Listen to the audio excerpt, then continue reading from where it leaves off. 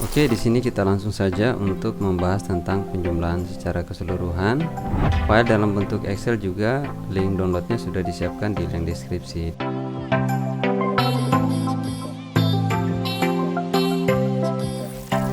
Di sini sudah kita siapkan contoh kasusnya, di mana kita akan mencoba untuk melakukan penjumlahan di beberapa kriteria. Pertama, kita akan melakukan penjumlahan secara keseluruhan. Kemudian kita akan mencoba untuk melakukan penjumlahan berdasarkan satu kriteria, dan kita akan mencoba melakukan penjumlahan dengan lebih dari satu kriteria, kira-kira seperti itu. Di kasus pertama ini cukup mudah. Ketika kita melakukan penjumlahan secara keseluruhan, langkah kerjanya cukup mudah. Kita blok dulu area yang ingin dijumlahkan seperti ini. Kemudian pastikan juga ada area kosong untuk menempatkan penjumlahan secara otomatis. Langsung saja kita klik auto sum. Auto sum tidak akan bekerja kalau penjumlahannya itu jauh dari sumber datanya. Kira-kira seperti ini. Ada subtotal di sini. Kita akan coba untuk menampilkan penjumlahan data ini di sheet N13. Langkahnya kita lakukan penjumlahan sum secara manual. Diawali dengan sama dengan atau plus juga bisa. Sini lakukan sum SUM buka kurung untuk memulai rumusnya. Di sini kita tinggal blok saja dari mana sampai ke mana. Kira-kira seperti itu. Dan enter untuk melakukan penjumlahan. Tentu di sini hasilnya akan sama karena masih menggunakan rumus yang sama, yaitu sum. Namun perbedaannya di sini tadi dilakukan secara otomatis dan ini secara manual atau seleksi item. Oke, kita lanjut di contoh kasus yang berikutnya. Nah, di sini tidak akan semudah melakukan penjumlahan secara total untuk contoh kasus yang berikutnya, di mana di sini kita akan mencoba untuk menghitung penjumlahan hanya dengan kriteria odol. Di sini kalau kita lihat penjualan odol cukup banyak, 1, 2, ada beberapa ya, dari tanggal 1 sampai tanggal 2. Kita akan mencoba untuk menghitung penjumlahan berdasarkan kriteria odol. Di sini untuk satu kriteria kita sama dengan saja SUM sum ditambah dengan if. Yang terpenting dari rumus itu sendiri adalah aturan. Di sini kita tidak boleh menyalahi aturan yang sudah ditentukan oleh rumus tersebut, di mana harus diawali dengan range. Jadi range ini merupakan range kriteria. Di sini tentunya untuk odol range kriterianya ada di uraian. Kita blok saja untuk uraiannya sampai ke akhir tabelnya. Kemudian untuk masuk ke aturan berikutnya kita harus mengklik pemisahnya. Di sini pemisah terlihat titik koma. Ini berbeda ya untuk komputer yang diset dengan tanggal bahasa Indonesia, dia memiliki koma untuk pemisahnya. Di sini masih default. Tentunya dia menggunakan titik koma untuk pemisah rumusnya. Dan kriterianya di sini satu tentunya odol, kita klik saja dan kita akhiri lagi dengan melakukan pemisah titik koma, dan sum range tentunya area yang ingin dilakukan penjumlahan ini berada di total. Kita blok saja sampai ke akhir tabelnya, dan di sini kita tutup kurung atau enter juga boleh. Kemudian hasilnya ini terlihat 35.000. Ini cukup mudah. Nah, di sini bagaimana kalau kita melakukan penjumlahan dengan dua kriteria? Kriteria pertama itu berdasarkan item odol dan kriteria kedua berdasarkan tanggalnya. Ini langkahnya cukup mudah. Kita lakukan saja sum, kemudian sum if tambah s, jadi diakhiri dengan s, dimana di sini bermakna akan melakukan penjumlahan lebih dari satu kriteria. Jadi sini bisa 2, 3, 4, 5 di sum if s ini. Dan aturan rumusnya tentu berbeda dengan sum if tentunya, dimana di sini diawali dengan sum range. Jadi daerah yang dijumlahkan terlebih dahulu berarti berada di daerah total. Ini tinggal kita blok saja. Setelah sudah selesai kita lakukan pemisah titik koma, kriteria range. Jadi sini kriteria range 1. Jadi sini bebas, kita awali dari tanggal ataupun dari item. Di sini kita akan coba mulai dari item saja. Kriteria range untuk item yang berarti berada di uraian, kita blok saja. Kemudian titik koma. Di situ ada kriteria satunya apa? Ini berarti odol, kita klik. Titik koma lagi untuk melakukan penyelesaian. Maju ke aturan berikutnya, kriteria range 2. Untuk range 2 tentunya tanggal, berarti kriteria range-nya ada di tanggal sini. Kita blok saja sampai ke akhir tabel. Kemudian titik koma lagi untuk menuju ke kriterianya. Tentunya di sini adalah tanggalnya itu sendiri. Tadi kita lakukan di tanggal 1, sini tinggal diklik untuk tanggal satunya dan kita tutup kurung untuk melakukan penyelesaian. Nah, di sini kalau kita memiliki kriteria berikutnya, ya kita ikut saja aturannya hingga sampai selesai kriteria yang kita maksud. Dan langkahnya itu cukup mudah saja. Kita ulang saja mulai dari kriteria 1, 2, 3 sampai kriteria berikutnya. Sini tutup kurung untuk melakukan penyelesaian dan kita enter.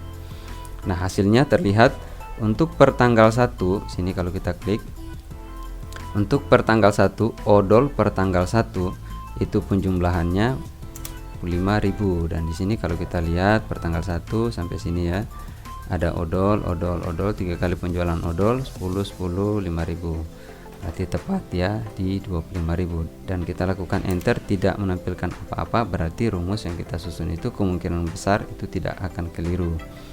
Nah, di sini untuk tanggal 2 kita ulang saja. Di sini untuk tanggal 2 sum if ya, jadi sum if tambah s, jadi sum if s ya, seperti tadi sum range duluan, total berarti titik koma. Ini kita lakukan untuk melatih kita punya pemahaman di penggunaan rumusnya, dimana kriteria pertama range-nya apa, di sini range odol tentunya berada di uraian, titik koma, dan kriterianya odol, titik koma lagi. Range kriteria kedua tentunya berada di tanggal, kita blok, dan kriterianya tanggal 2. Kemudian kita enter saja untuk melakukan penyelesaian. Nah, di sini berbeda kalau kita lakukan copy data. Nah, ini kalau kita lakukan copy rumusnya saja ke bawah seperti ini, terlihat cukup mudah, namun di sini gagal. Mengapa gagal? Coba kita perhatikan. Di sini untuk barisan ini semua bergeser ke bawah karena kita lakukan copy ke bawah. Begitu juga ini tanggalnya juga bergeser ke bawah. Harusnya untuk di sini tanggal tetap dan ini sikat gigi terlihat benar. Namun di total uraian dan tanggal ini semua bergeser ke bawah. Berarti ada sedikit perubahan sebelum kita melakukan copy data, di mana perubahan tersebut untuk ini semua kita harus melakukan penguncian data, di mana dalam satu sel itu memiliki 2 alamat. Nah, alamat pertama tentunya ditandai dengan abjad A, B, C sampai berikutnya, kemudian alamat kedua ditandai dengan angka 1 sampai berikutnya. Dan di sini kalau kita melihat tentunya masing-masing sel memiliki 2 alamat. Di sini apa saja yang perlu kita lakukan penguncian? Nah, ini yang perlu dipahami di sini. Oke, pertama kita harus melakukan penguncian bertahap agar kita tidak pusing tentunya dalam melakukan log datanya. Di sini kita perhatikan yang perlu kita log itu odol. Kalau kita lakukan copy ke bawah, odol masih kita izinkan untuk turun ke bawah. Namun kita tidak izinkan untuk bergeser ke sebelah karena akan pindah dari itemnya. Ini untuk odol. Oke, di sini kita bahas odol dulu. Odol berada di K5 ya. Dia berada di K5. Untuk odol berada di K5. Di sini kita akan bahas odol dulu. Dan untuk odol ini kita tidak akan mengizinkan odol ini seleksi pada odol ini ketika kita lakukan copy datanya bergeser ke sebelah kanan ataupun ke sebelah kiri. Otomatis yang harus kita log adalah alamat secara vertikalnya, yaitu abjadnya K. Kita lakukan tanda dolar, pasang tanda dolar di sebelah K situ. Namun kita masih mengizinkan perpindahan dari sisi vertikalnya ke bawah ya, ke bawah. Untuk horizontal pindah 54 secara angkanya kita izinkan untuk berpindah. Jadi kita tidak akan melakukan penguncian di alamatnya yang berdasarkan angkanya. Kira-kira seperti itu pemahaman. Ini untuk odol sudah selesai. Kita lakukan penguncian lagi di kriteria tanggal. Di sini juga akan kita lakukan penguncian pada kriteria tanggal di L4. Sini kita menuju ke L4. Apanya yang perlu kita kunci di sini? Yang perlu kita pahami di sini, ketika kita lakukan copy data ke bawah, kita tidak izinkan dia turun ke bawah. Berarti yang kita kunci di sini alamat berdasarkan angkanya. Jadi kita kunci saja 4-nya.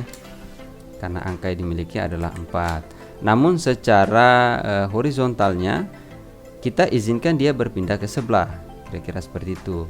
Oke, di sini untuk total. Nah, untuk total kita tidak izinkan dia berpindah kemana-mana, ke kiri, ke kanan, ke atas maupun ke bawah. Otomatis kita harus melakukan penguncian secara keseluruhan untuk total. Dan di sini warna total yaitu biru. Di sini terlihat G range-nya, di sini tertutup ya sama aturan rumusnya ini. Kita akan kunci semua alamat. Di sini ada 4 alamat. Mulai dari G5 sampai G21 kita pasang dolar di masing-masing. datanya, yaitu angka maupun abjadnya. Ini maknanya tidak akan kita izinkan dia bergeser kemana-mana. Kemudian berikutnya lagi yaitu C521, yaitu pada uraian. Ini warnanya terlihat sama. Di sini kita juga tidak izinkan dia bergeser kemana-mana, berarti kita lakukan penguncian di semua alamat. Jadi masing-masing kita pasangkan tambang dolar, yaitu C-nya 5-nya dan C-nya lagi 21-nya. Kita pasangkan lambang dolar. Kemudian berikutnya untuk tanggal juga kita tidak izinkan perubahan pergeseran kemana-mana, otomatis kita akan kunci secara keseluruhan. Pasang lambang dolar, ini salah. Kita pasang lambang dolar di depan masing-masing alamat, yaitu alamat secara abjad dan alamat secara angkanya. Nah, kira-kira seperti ini. Ini sebenarnya cukup mudah pemahamannya kalau sobat sudah melakukan ini secara berulang-ulang, otomatis akan mudah pemahamannya. Oke, di sini kita akan lakukan copy data. Kita coba kita perjauh langsung ke sudut. Copy bintang tanggal 2. Oke, di sini kita cek. Kenapa 0? Ya karena tidak ada penjualan copy bintang di sini. Nah, di sini sudah sesuai copy bintang tanggal 2. Nah, tidak bergeser, kemudian totalnya uraian juga tidak bergeser. Berarti penguncian yang kita lakukan itu sudah sesuai. Nah, bagaimana kalau penguncian yang kita lakukan itu tidak sesuai? Di sini kita akan coba alamat kriteria tanggalnya, kita tidak lakukan penguncian, misal seperti itu.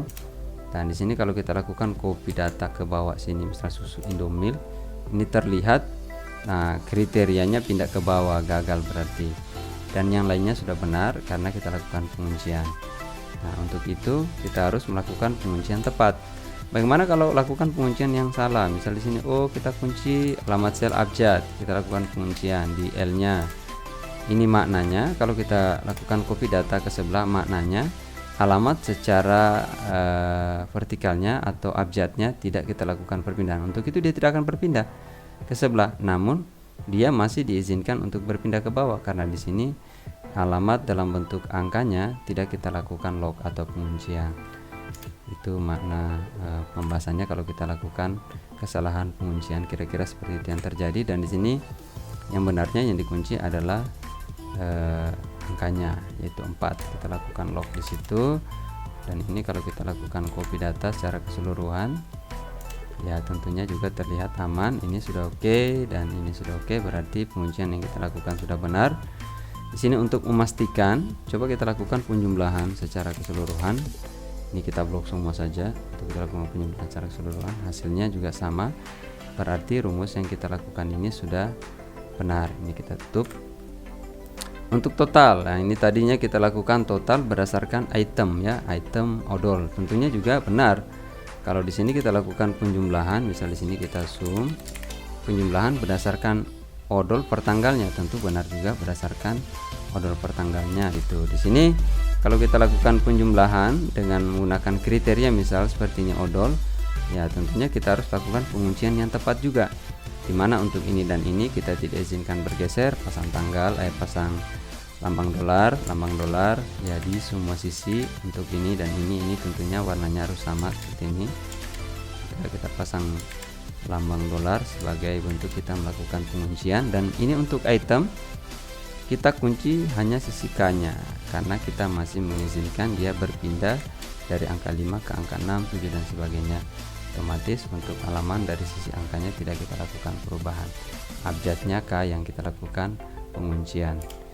Kira-kira seperti itu. Dan ini kalau kita lakukan pengkopian ke bawah, di sini bisa kita cek, oh benar, ini tidak berpindah, ini tidak berpindah, dan ini sudah benar berpindah ke bintang. Oke, kita copy saja dan enter untuk melakukan paste.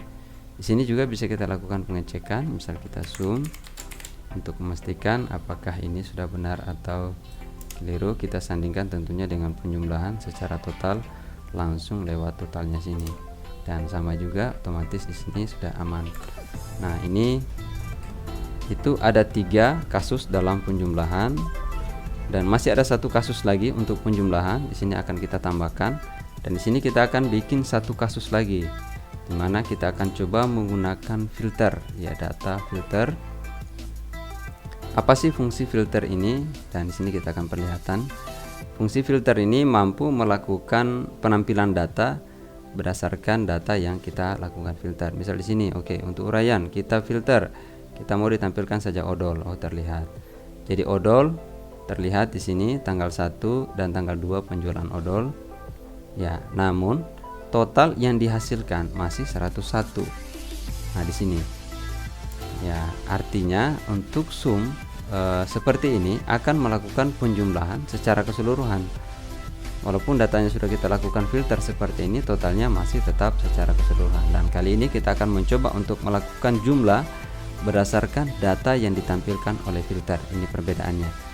Jadi di sini misal jumlah berdasarkan filter. Oke, kita akan buat kategorinya biar ada sedikit pemahamannya, tidak pusing nantinya untuk membedakan. Oke. Sebelum kita lakukan penjumlahan, otomatis filternya harus kita hapus dulu. Kita clear dulu filternya. Di sini akan kita buat rumusnya. Oh ya, tadi ini datanya dilakukan freeze seperti ini ya, view freeze, coba unfreeze. Nah, kalau tidak ada freeze-nya dia akan bergeser begini. Kalau kita pasang freeze, misal di sini, maknanya akan kita kunci sini, akan kita kunci daerah ini maknanya. Jadi tidak akan bergeser. Ketika kita lakukan penggeseran, otomatis daerah ini tadi yang berada di pojok kiri atasnya itu tidak akan dilakukan penggeseran. Di sini kita akan lakukan penjumlahan berdasarkan filter. Langkahnya cukup mudah sebenarnya. Di sini kita menggunakan bantuan subtotal. Jadi ada dulu subtotal. Jadi untuk di subtotal ini ada rumus-rumus yang bisa diterapkan dengan bantuan subtotal. Di sini subtotal akan mampu menghitung data berdasarkan filterisasi. Jadi di sini terlihat ya berdasarkan filterisasi. Oke. Kita akan coba. Di sini yang kita gunakan adalah sum. Sum. Oke, dia beri lambang 9, ya itulah aturannya. Di sini untuk function numbernya sudah kita pilih tadi, yaitu sum. Dia ganti dengan 9. Kita titik koma untuk pemisah. Oke, ref ya, ini ref ini gampang aja, kita blok saja refnya dari mana ke mana. Itu ref 1, ref 2, kita blok tentunya dari atas sini, mulai dari sini file pertama 5 sampai terakhir di sini, dan kita tutup kurung saja, enter. Nah, terlihat sama ketika datanya belum dilakukan filter. Oke, kita bold di sini, kita beri warna merah biar ada perbedaan. Sini kasih warna merah. Oke, ini terlihat sama ketika datanya belum kita lakukan filter. Namun berbeda kalau sudah kita lakukan filter. Misal odol. Oke. Odol tampil per semua tanggal 35 sesuai ya berdasarkan jumlah yang ada di sini. Berarti rumus ini juga sudah benar. Nah, itu seperti itu pemahamannya. Dan di sini kalau kita tampilkan misal sabun mandi. Oke, sabun mandi. Nah, ini dia akan menjumlahkan berdasarkan filter yang ditampilkan. Itu sabun mandi 17.500 juga sama. Nah, seperti itu. Ini fungsi filter. Kalau kita filter lagi, misal di sini kita akan filter odol per tanggal 1. Jadi ini kita hapus seleksinya, kita aktifkan tanggal 1. Nah, ini odol per tanggal 1 25.000. Kalau kita lihat odol di tanggal 1 benar 25.000. Gitu dia kira-kira. Nah, di sini ada 4 kategori penjumlahan yang telah kita bahas, di mana pertama ini kita kosongkan saja filternya, atau juga bisa kita uji coba di sini. Misal kita kosongkan, kita uji coba di pertanggal. Misal kita mau menghitung tanggal 1 penghasilan kita berapa sih? Nah, tanggal 1 penghasilan kita 46.000 gitu. Oke, filternya kita tutup saja. Kita clear lagi untuk melakukan penyelesaian filter. Oke. Ini cukup pemahamannya. Jadi di sini kita membahas 4 penjumlahan, di mana penjumlahan secara keseluruhan itu dilakukan dengan menggunakan sum, dan penjumlahan berdasarkan satu kriteria itu dilakukan dengan menggunakan sum if. Jadi sum if untuk satu kriteria, dan di sini penjumlahan berdasarkan 2 kriteria. Sum if ada s-nya. Jadi ini untuk sum if ada s-nya bisa digunakan lebih dari satu kriteria, bebas ya, 4, 5, 6, 10 ya, terserah, di sini bebas. Oke, dan penjumlahan yang keempat, di sini kita lakukan penjumlahan berdasarkan tampilan filter, yaitu dengan menggunakan bantuan subtotal pada formula bar. Mudah saja ini penggunaannya. Di sini yang terpenting adalah mengikuti aturannya. Jadi kita harus mengikuti stepnya. Kalau stepnya terbalik, otomatis rumus yang kita hasilkan pun akan terbalik. Excel ini sebenarnya cukup mudah. Yang terpenting dari Excel ini adalah sering melakukan pengulangan.